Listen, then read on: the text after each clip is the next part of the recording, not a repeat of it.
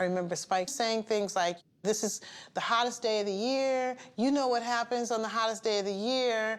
People, at least in New York, they get crazy. A lot of murders happen. Things happen on the hottest day of the year. This is what this is going to be about. I have today's forecast for you. Hot! He said, you know, I want to come up with some cool outfits for people because it's hot. So we can do kind of like little crop tops for the women and shorts, you know, we want to work with Nike. We'll do some layers and things like that. So we kind of started creating costume design from a perspective of we're telling the story of Brooklyn, we're telling the story of pop culture, we're telling the story of race relations. So he paints a broad picture, but you get it. And that's the Ruth. Ruth. From the heart of Bed-Stuy, you're listening to We Love Radio. Do the Right Thing is so different from a lot of Spike Lee's films because it's just one day. It's a story of one day. And so you don't get to go on a journey like in any other script where the days change, the climates change, we're different setting. We worked within the neighborhood. So you were inside a brownstone, you were outside on the stoop, you were in cells, and you could see the Korean grocery right from the window. You saw Smiley walking by. So it kept you connected to the day. Once you knew that you were going to be on this one block all summer, you kind of went to the block and hung out and took a look at the comings and goings.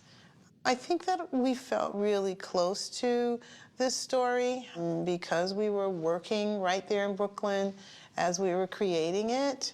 So it wasn't hard to imagine ourselves there. I loved Brooklyn. I love the sense of community of Brooklyn. Being from Massachusetts was really kind of no different. I grew up in lower middle class, I guess, and I had lots of friends from all sides of the tracks. So it was just no different for me to be in Brooklyn, Bed-Stuy, and experiencing this wonderful cultural experience. I think that's the kind of film family that Spike Lee wanted. Wanted people who understood his neighborhood and wanted to embrace it and wanted to present it in a way where we could tell these amazing stories of how, you know, the Italian culture mixed with the African-American culture and what their conflicts were and how they felt about each other. And we're very much aware of it. Yeah! What's up?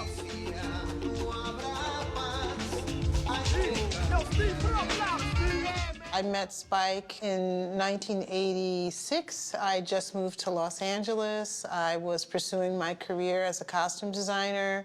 I happened to be designing for a dance company that was pretty popular in town. A friend of mine brought Spike to see the performance and introduced me to him. Shortly after, I got a call from Spike asking me if I wanted to work on School Days, his next feature. It was right after She's Gotta Have It, went to the Cannes Film Festival and won the Grand Prix. I was like, wow, you know, I had one small experience with a film, a student film. Now here comes Spike Lee giving me a bigger experience. After one movie was done, the very next year, there'd be another movie on deck. He had phrases, show enough, you dig, by any means necessary, Spike Lee joint. And just the attitude of that let you know, this is not like anything else you might see. And we were beholden to that. He's the writer, he's the director, and he's our creative leader.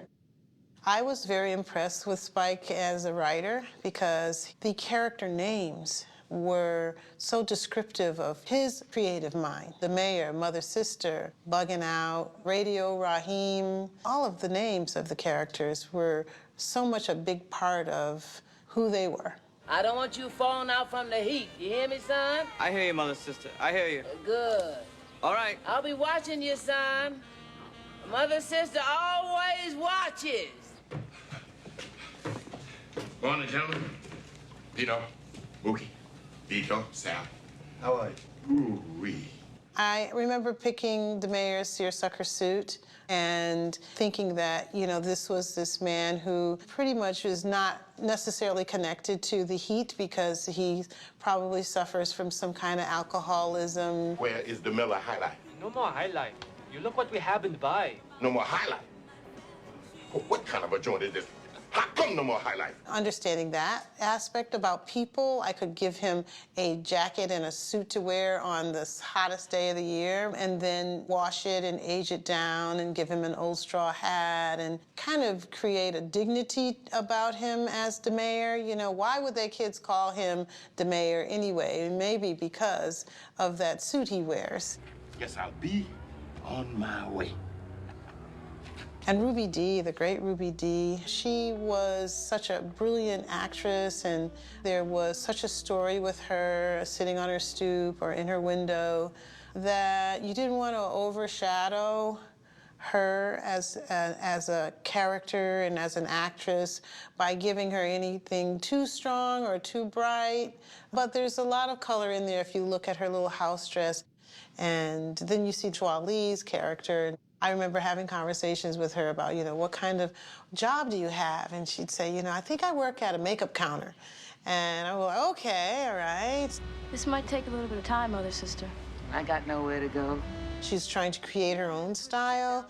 So when she's doing Mother Sister's hair, she has on this jumper, and it's multicolored, and it feels very neighborhood. But then you see her with this dress on and this straw hat that has a hole in it, and her hair is, she has a wonderful head of hair, and her hair is all out, and she has a button, you know, attached to it. I really love when darkness falls, and you see Mookie sitting on the curb. And she's got this torn bottle green shirt on, and this turmoil has happened. And so now this girl who had this job on the makeup counter is now at her base level, being a part of this community and seeing this pizzeria that they all were beholden to just ablaze.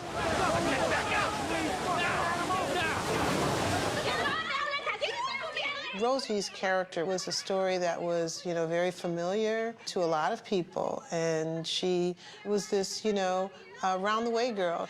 And it was important that the costumes supported that. I remember tying the bow on her yellow top and doing that little pinch just to make it have this beautiful shape for her.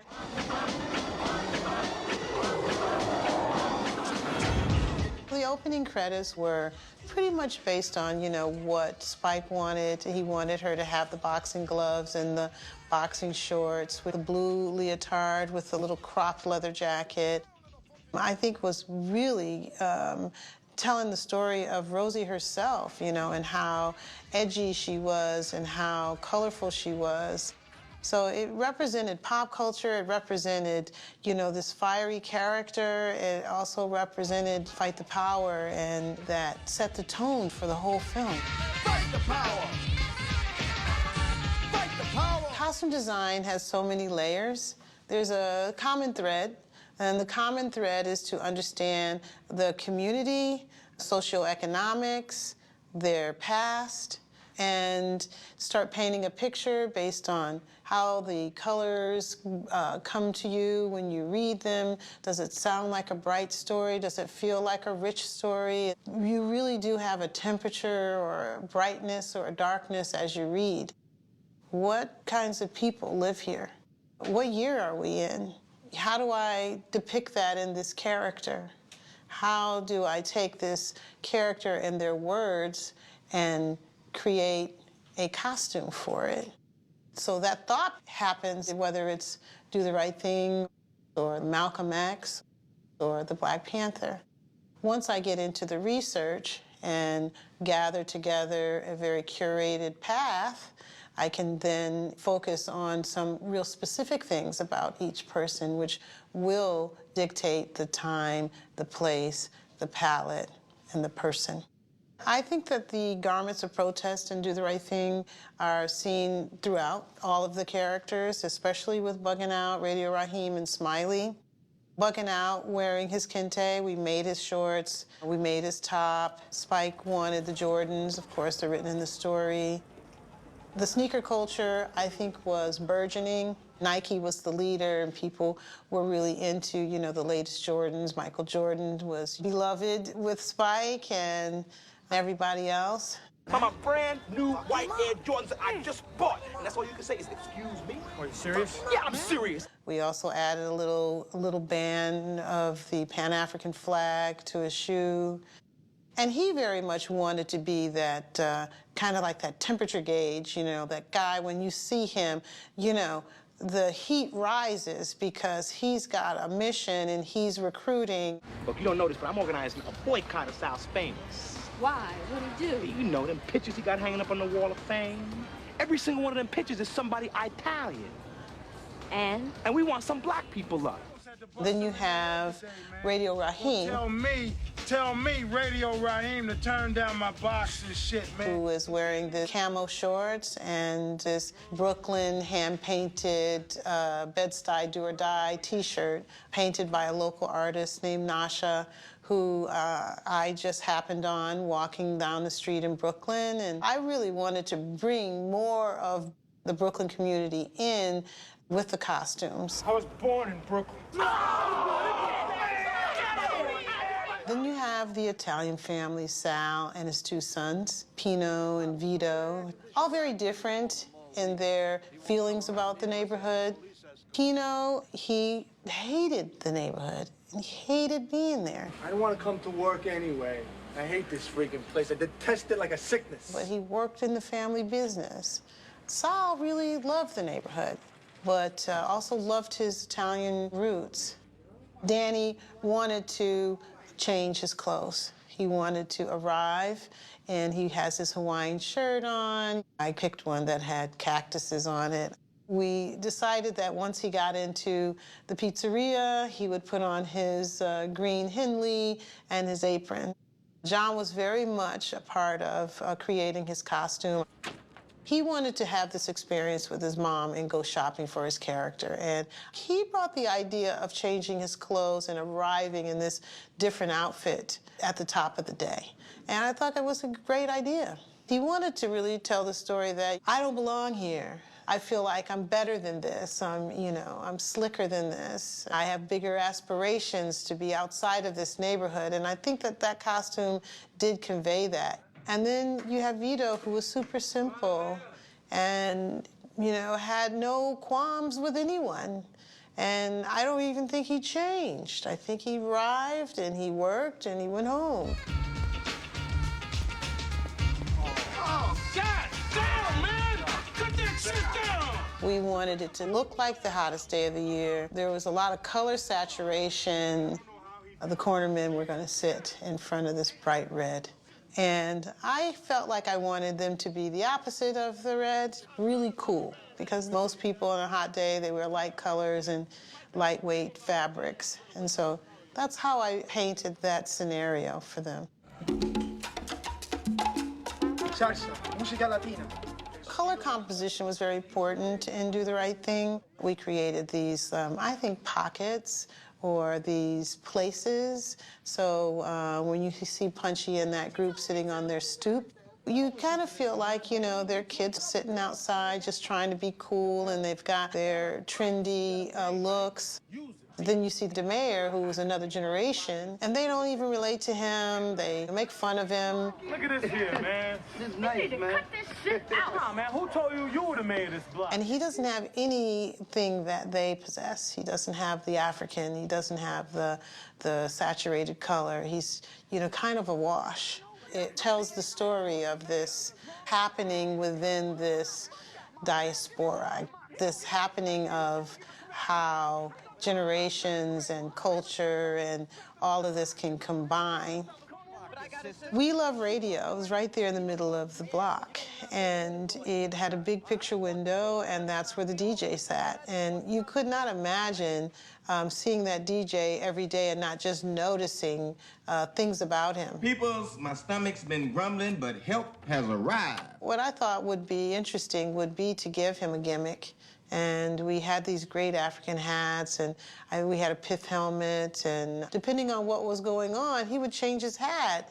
And, you know, the beauty of working with someone as brilliant as Samuel L. Jackson is, you know, you can come up with an idea that seems out there, and he will figure out how to use it and how to own it. And so he owned the hat idea. Yo! Hold up! Time out! Time out! Y'all take a chill. You need to cool that shit out. For Spike Lee as the character Mookie, Spike had certain things that he liked to wear. He liked to wear the layers, and so he wore compression shorts with basketball shorts on top.